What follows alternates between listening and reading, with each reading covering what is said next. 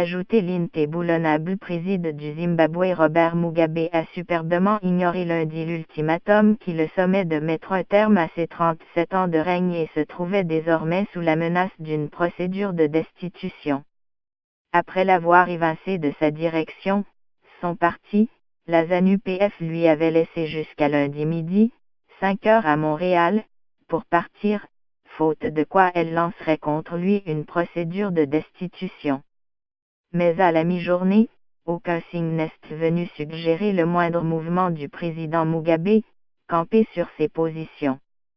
Lors d'un discours télévisé dimanche soir, le plus vieux dirigeant en exercice de la planète, âgé de 93 ans, s'est permis un nouveau bras d'honneur au pays en refusant, contre toute attente, de quitter ses fonctions.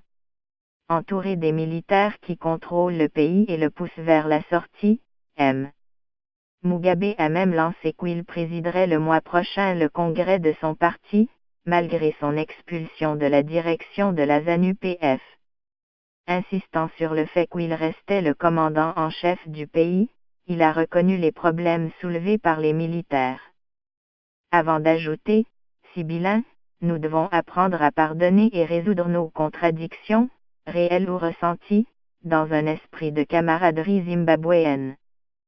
Sa déclaration a fait l'effet d'un coup de tonnerre dans le pays, qui espérait que son régime, lâché un à un par tous ses soutiens, tombe enfin comme un fruit mûr. Nous sommes pour l'heure dans un océan de confusion, a résumé l'analyste Piers Pigou, de l'International Crisis Group, ICG. Irréversible. Nous sommes déçus par le discours de Mugabe hier soir. On dirait qu'il vit dans un autre monde, a confié pour sa part lundi à l'AFP Charles Muramba, un chauffeur de taxi de 46 ans. Mais le mouvement est irréversible, il va partir, que cela prenne quelques jours ou quelques semaines, a-t-il ajouté. Dès dimanche soir, les anciens combattants de la guerre d'indépendance ont annoncé une nouvelle manifestation, mercredi, pour exiger le départ du camarade Bob.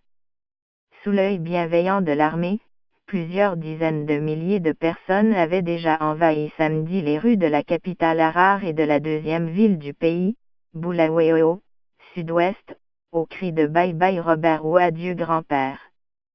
Épargne d'autres troubles au pays. Sinon, nous allons ramener le peuple du Zimbabwe dans les rues, lui a lancé lundi matin devant la presse l'influ-chef des vétérans, Chris Mutsvangwa.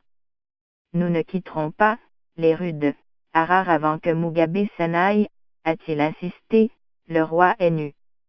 Dès lundi matin, des centaines d'étudiants ont manifesté sur le campus de l'université des Harare, où leurs examens ont été reportés, ont constaté des journalistes de l'AFP.